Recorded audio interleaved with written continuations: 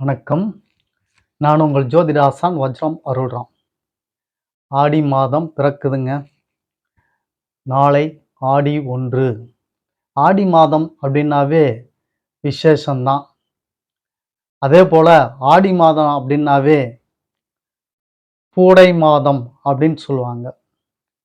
நம் முன்னோர்கள் பூடை மாதம் அப்படின்னா நம்ம வீட்டில் இருக்கக்கூடிய அசுத்தங்கள் அப்படின்னு சொல்லக்கூடிய அந்த ஒரு நிலைப்பாட்டை பூடை அப்படின்னு சொல்லுவாங்க. அதெல்லாம் துடைத்து வெளியே விட்டுவிட்டு வீட்டை சுத்தபத்தமாக வைத்திருக்கக்கூடிய ஒரு மாதமாக இந்த ஆடி மாதம் கடைபிடிக்கப்படுகிறது, பின்பற்றப்படுகிறது. இந்த பூடை மாதத்தில் பூடையை வெளியே அகற்றிவிட்டு, அதாவது சிலர் மூதேவி அப்படின்னு கூட சொல்லுவாங்க. அவங்கள வெளிய அனுப்பிச்சுட்டு ஸ்ரீதேவிய உள்ள கூட்டிட்டு வரக்கூடிய ஒரு மாதமாகவும் சில மக்கள்கள் இதை கடைபிடிக்கிறார்கள். மொத்தத்தில் இந்த ஆடி மாதம் ஒரு சிறப்பான மாதம் அப்படின்னு சொல்லலாம். அதுல முக்கிய பங்கு வகிக்கிறது 2 விஷயம். ஒண்ணு ஆடி வெள்ளி, இன்னொன்று ஆடி அமாவாசை. இன்னும் சில நோன்பு தினங்கள்லாம் இருக்கு. இத 2 பத்தி இன்னைக்கு நாம தெளிவா பார்த்துடுவோம். இந்த ஆடி அமாவாசையும், ஆடி வெள்ளியும் மிக விசேஷமானது இந்த ஆடி மாதத்தில். அதை பற்றி நாம் பார்ப்பதற்கு முன்னால் புதிதாக நமது சேனலை பார்த்து கொண்டிருக்கக்கூடிய உறவுகளுக்கு ஒரு சில வார்த்தைகள். உறவுகளே, உங்கள் நண்பர்கள், சொந்த பந்தங்கள், உற்றார் உறவினர்கள் மற்றும் அக்கம் பக்கத்தில் இருக்கக்கூடிய அனைவரிடத்திலும் நமது சேனலை எடுத்துச் சொல்லி அவர்களையும் சப்ஸ்கிரைப் செய்ய சொல்லுங்கள். நாம் ஸ்ரீ ஜெயகௌரி ஜோதிடாலய நிறுவனம் ஒன்றை நடத்தி கொண்டு வருகிறோம். அந்த நிறுவனத்தின் வழியாக இல்லாதவர்களுக்கும் இயலாதவர்களுக்கும் ஏழை எளியவர்களுக்கும் நம்மால் முடிந்த உதவிகளை செய்து கொண்டு வருகிறோம். அது மட்டும் அல்லாது ஆலய பணிகள், இறை தொண்டுகள், ஹோமம் வளர்ப்பது, வேலி வளர்ப்பது, இது போன்ற நற்காரியங்களையும் நாம் செய்து கொண்டு வருகிறோம். நாம் செய்யும் இந்த செயல்களினால் கிடைக்கப்பெறக்கூடிய புண்ணியங்கள் அத்துணையும் கௌரி ஆன்மீக சேனலின் பார்வையாளராக இருக்கக்கூடிய உங்களுக்கும் உங்கள் குடும்பத்தாருக்கும் கட்டாயம் கிடைக்கும் என்பதில் மாற்று கருத்து வேண்டாம் உறவுகளே. எனவேதான் சொல்கிறேன், எல்லோரிடத்திலும் எடுத்துச் சொல்லி அவர்களையும் சப்ஸ்கிரைப் செய்ய சொல்லுங்கள். முதலில் பார்த்து கொண்டு இருக்கக்கூடிய நீங்கள் சப்ஸ்கிரைப் செய்து விடுங்கள். அருகில் இருக்கக்கூடிய பெல் பட்டனை ப்ரெஸ் பண்ணிக்கோங்க. லைக் பண்ணுங்க, ஷேர் பண்ணுங்க. இப்போ பதிவுக்குள்ள போகலாம் வாங்க உறவுகளே.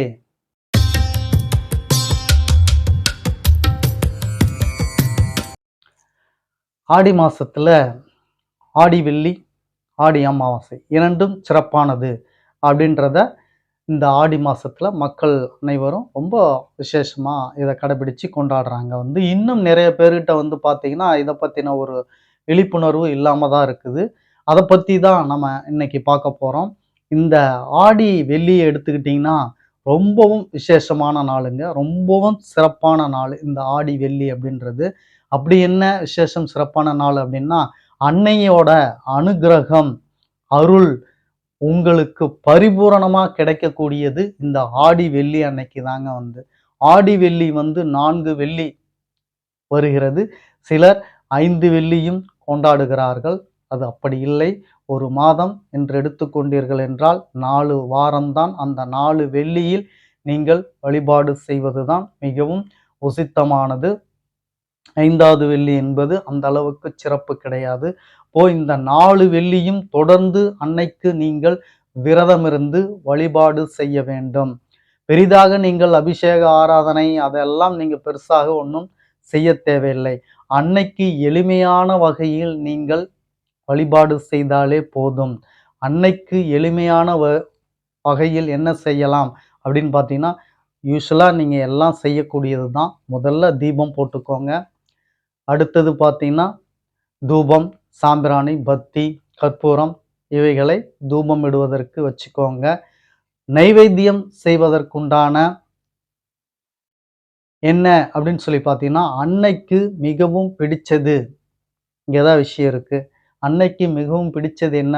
பொங்கல் தான ஐயா அப்படின்னு சொல்லி கேட்பீங்க. பொங்கல் தான், அதுவும் அன்னைக்கு பிடிச்சது. அப்போ இதை விட ரொம்ப அன்னைக்கு என்ன பிடிக்கும் அப்படின்னு சொல்லி பார்த்தோம்னா, அரிசி மாவு தாங்க அன்னைக்கு மிகவும் பிடிக்கும். அரிசி மாவு படையலிட்டு அன்னையை வழிபாடு செய்யும் பொழுது அன்னையே நம் வீட்டில் வந்து அந்த அரிசி மாவை உண்டு நமக்கு ஆசை தீர ஆசி வழங்குவாள் என்று நம் முன்னோர்கள் எல்லாம் சொல்லி வைத்திருக்கிறார்கள். அதை இன்றும் கடைபிடித்துக் கொண்டிருக்கிறார்கள். இன்றைய காலகட்டத்தில் நாகரிகம் துவங்கிவிட்டது, படித்திருக்கிறார்கள் அப்படின்ற ஒரு இதுல அவங்க வந்து இதெல்லாம் ஒரு பொருட்டா எடுத்துக்கிறதில்ல, இதை கடைபிடிக்கிறதில்ல. ஆனா கடைபிடித்து வந்தவங்கள்ட்ட கேளுங்க, இது எவ்வளவு பெரிய அற்புதம், சிறப்பு வாய்ந்தது அப்படின்றது அவங்க சொல்லுவாங்க. அதனால கடைபிடிக்காதவங்க இந்த பதிவை பார்த்து இதை கடைபிடிச்சுக்கோங்க. இப்படி அன்னைக்கு அரிசி மாவு, வெல்லம் கலந்து அதேபோல் பொங்கல் இந்த இரண்டையும் வைத்து அன்னையை நீங்கள் வழிபாடு செய்யுங்கள். இந்த இரண்டையும் கம்பல்சரி வைக்கணுமானா தேவையில்லை. ஏதேனும் ஒன்றை வைத்து கூட நீங்கள் வழிபாடு செய்யலாம். ஏன்னா சிலரால முடியாத பட்சத்துலலாம் இருப்பாங்க வந்து. ஆனா அன்னையை வணங்கணுன்ற ஒரு ஆவலும் ஆசையும் இருக்கும் வந்து. இது செய்வதற்குண்டான நம்மட்ட கையில ஒன்றும் இல்லையே அப்படின்னு நினைக்கிறவங்கெல்லாம் இன்னைக்கு சில பேர் இருக்கத்தான் செய்கிறாங்க. அது மறுக்க முடியாதது. ஆனால் அன்னையினுடைய பக்தியும் ஆளுமையும் அவர்கள்ட்ட இருக்கும் வந்து. அதனால நீங்க மனமுவந்து ஏதேனும் ஒன்றை வைத்து நீங்கள் படையலிட்டாலும் அது உங்களுக்கு அன்னை சிறப்பை தருவாள், அருள் தருவாள். நீங்கள் எதுவும் இல்லாமல் மனம் வருந்தி நீங்கள் அன்னையை வேண்டினீர்கள் என்றாலும் அன்னை உங்களுக்கு அருள் புரியத்தான் செய்வார். அதனால் இதெல்லாம் இருந்தால்தான் அன்னை அருள் புரிவாள், அருள் இல்லாவிட்டால் அருள் புரிய மாட்டாள் அப்படின்லாம் நீங்க எடுத்துக்க வேண்டாம் வந்து. நெஞ்சகமே கோவில், நினைவே சுகந்தம், அன்பே மஞ்சன நீர், பூசை கொள்ள வாராய் பராபரமே அப்படின்னு சொல்லி தாய்மான ஒரு பாடலுக்கு இணங்க நீங்க நெஞ்சகத்தை வந்து அம்மன் இருக்கிற ஆலயமா ஆக்கிக்கிட்டு தன்னுடைய நினைவை வந்து நறுமண பொருளா பக்தி தூப தீபமாக ஏற்றி அன்பை வந்து மஞ்சன நீராக ஊற்றி அபிஷேகம் செய்து பூசை கொள்ள வாராய் பராபரமே அப்படின்னு சொல்லி பூசை கொள்ள வாராய் அன்னையே அப்படின்னு நீங்க வேணுனீங்கன்னாவே போதும் வந்து அன்னை ஆட்டோமேட்டிக்காக உங்க வீட்டிற்கு வந்து உங்களுக்குண்டான அருளை அவள் வழங்குவாள். கருணையின் மறுவடிவமான இந்த அன்னையை வணங்குவது இப்படித்தான் வணங்க வேண்டும். இது எந்த நேரத்தில் அப்படின்றது தான் இங்க விஷயம். சில பேர் பார்த்தீங்கன்னா அவங்கவுங்க நினைச்ச நேரத்துக்கு வணங்குறாங்க. சாயந்தரத்துல வணங்குறாங்க, மதியத்துல வணங்குறாங்க, விரதம்ன்றத ஒரு 12 மணிக்கு 2 மணிக்குன்னு சொல்லிலாம் பிற்பகல்ல வந்து வணங்குறாங்க. அப்படிலாம் இல்லை.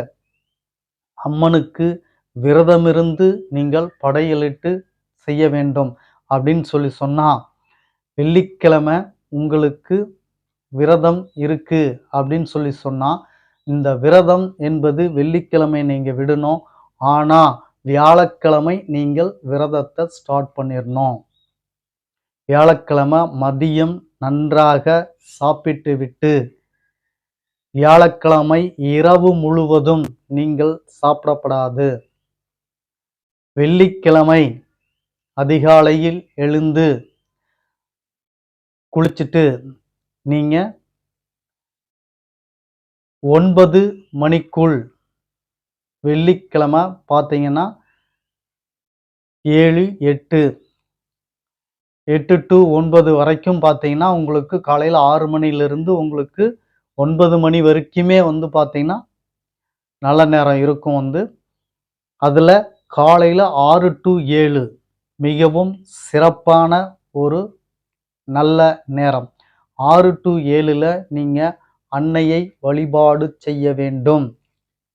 சுக்கிர ஓரை வரும். 6 to 7 வந்து சுக்கிர ஓரை வரும். இந்த சுக்கிர ஓரையில் மகாலட்சுமியோட அனுகிரகத்தோட நீங்க அன்னையை வழிபாடு செய்யும் பொழுது மிகவும் சிறப்பான ஒரு நிலையை அன்னையும் மகாலட்சுமி தேவியும் இணைந்து உங்களுக்கு தருவார்கள். இதில் மாற்று கருத்து வேண்டாம் உறவுகளே. எனவே விரதம் என்பது நீங்கள் வெள்ளிக்கிழமை காலையில் இருந்து நீங்கள் படையலிட்டு மதியம் 12 மணிக்கு 1 மணி 2 மணி இப்படி இந்த காலகட்டத்தில் நீங்கள் விரதத்தை முடித்து உணவு உண்ணுவது என்பது சரியானது அல்ல. வியாழக்கிழமை மதியத்தோட நீங்க நன்றாக சாப்பிட்டு விட்டு இரவு நீங்கள் சாப்பிடக்கூடாது. வியாழக்கிழமை மதியத்தோட சாப்பிட்டதோட நிறுத்திடணும், அவ்வளோதான். அதன் பிறகு இரவு சாப்பிடாமல் இருந்து வெள்ளிக்கிழமை காலையில் எழுந்திருச்சு நீங்க அதிகாலையிலேயே குளிச்சுட்டு 6 to 7க்கு நீங்கள் விரதத்தை முடித்துவிட வேண்டும். விரதத்தை முடித்துவிட்டு நீங்கள் துளசி தீர்த்தம் அருந்திவிட்டு அதன் பிறகு நீங்கள் எப்பொழுது வேண்டுமானாலும் நீங்கள் சாப்பிட்டுக் கொள்ளலாம். இதில் எந்தவிதமான குறை இருக்கக்கூடாது. ஒரு பச்சை தண்ணி பல்லில் படாமல் நீங்கள் பார்த்து கொள்ள வேண்டும். அந்த வியாழக்கிழமை மதியம் சாப்பிட்டதோட சரி. இரவு என்பது இரவு முழுவதும் நீங்கள் விரதத்தை கடைபிடிக்க வேண்டும். பச்சை தண்ணி கூட பல்லில் படக்கூடாது அப்படின்னு சொல்லி நம்ம முன்னோர்கள் சொல்லியிருக்காங்க. இப்படி நீங்கள் விரதத்தை கடைபிடிச்சு வெள்ளிக்கிழமை காலையிலேயே நீங்க 6 to 7 அன்னைக்கு படையலிட்டு நீங்கள் விரதத்தை முடித்துக்கொண்டு அதன் பிறகு எப்பொழுது வேண்டுமானாலும் நீங்கள் சாப்பிடலாம். உங்களுக்கு என்ன வேண்டுதலோ என்ன கோரிக்கையோ அந்த நேரத்தில் அந்த காலகட்டத்தில் அன்னையை பார்த்து நீங்கள் உங்களது வேண்டுதலையும் கோரிக்கையும் வைக்கும் பொழுது அன்னை மனம் முவந்து உங்களுக்கு அருள்பாலிப்பார் என்பதில் மாற்று கருத்து வேண்டாம் உறவுகளே. ஆடி வெள்ளி அப்படின்றத இப்படிதான் நீங்க கடைபிடிக்கணும். சரி, அடுத்தது ஆடி அமாவாசைக்கு வருவோம். அந்த ஆடி அமாவாசை என்பது பார்த்தீர்கள் என்றால் வருடா வருடம் திதி கொடுப்பாங்க. இறந்தவர்களுக்கு திதி கொடுப்பாங்க வருடா வருடம். அது எத்தனை பேர் அதை கடைபிடிக்கிறார்களோ என்னவோ தெரியவில்லை. இதை பற்றின ஒரு பதிவு தனியாக நம்ம போட்டிருப்போம். நம்ம பதிவில் அது வேணும்னா போய் பார்த்துக்கோங்க. வருஷம் இறந்தவங்களுக்கு திதி தரணும். அதுதான் ஜோதிட சாஸ்திர நியதி. அப்படித்தான் இருக்கணும் அப்படின்னு சொல்லுது. ஆனால் இன்றைய காலகட்டத்தில் அப்படி யாரும் பெரும்பாலும் இருக்கிறதில்ல. ஆனால் அமாவாசை விரதத்தை கடைபிடிக்கிறாங்க. இந்த அமாவாசை விரதத்தை மட்டும் நீங்கள் ஏன் கடைபிடிக்கிறீங்க? இந்த அமாவாசை விரதம் அப்படின்றது முன்னோர்களுக்கு, அதாவது நம்மை பெற்றவர்களுக்கு, நம்ம குடும்பத்தில் உள்ளவங்க இறந்துட்டவங்களுக்கு நோன்பு இருந்து அதை நாம் செய்கிறோம் அப்படின்னு சொல்கிறாங்க. உண்மையாலும் அமாவாசை விரதம் எதற்காக இருக்கணும் அப்படின்றத பற்றின பதிவு அடுத்தது உங்களுக்கு நான் போட போகிறேன். இப்போ அமாவாசை பற்றி மட்டும் தெரிஞ்சுக்கோங்க. இந்த ஆடி அமாவாசையில் ஒரு சிறப்பு உண்டு. மகாலய அமாவாசையில் இறந்தவங்களுக்கு உங்களுக்கு திதி தெரியாமல் இருந்தால் அன்று மகாலய அமாவாசை அன்று எடுத்து நீங்கள் செய்யலாம். இந்த ஆடி அமாவாசை என்பது ஒரு ஸ்பெஷல். இறந்தவர்களுக்கு ஒரு கிஃப்ட் மாதிரி இறைவன் கொடுப்பது. போய் உங்களுடைய உறவினர்களை பார்த்துட்டு வாங்க, பார்த்துட்டு எப்படி இருக்காங்க அப்படின்னு சொல்லி அவங்களுக்கு உங்களால் முடிஞ்ச உதவியை செஞ்சுட்டு வாங்க அப்படின்னு சொல்லி தேவலோகத்தில் கடவுள் இவங்களுக்கு ஒரு சாய்ஸ் கொடுக்குறாங்க. போய் பார்த்துட்டு வர்றதுக்கு உண்டான ஒரு நாள் இந்த ஆடி அமாவாசை அப்படின்னு சொல்கிறது. அதனால் தேவலோகத்தில் இருக்கக்கூடிய இந்த ஆன்மாக்கள் எல்லாம் தன்னுடைய சொந்த பந்தத்தை தேடி வரும் பொழுது இவர்கள் அவர்களை மனமுவந்து வரவேற்றார் என்றால் நமது சொந்த பந்தங்கள் நன்றாக இருக்கிறார்கள், இன்னும் அவர்கள் நல்லபடியாக வாழ வேண்டும் அப்படின்னு சொல்லி வாழ்த்துரை வழங்கிவிட்டு செல்வார்கள். அதற்கு மாறாக அவர்களை நீங்கள் வரவேற்க தவறினீர்கள் என்றால் அவர்களுக்கு சாபம் இட்டுவிட்டு சென்று விடுவார்கள்.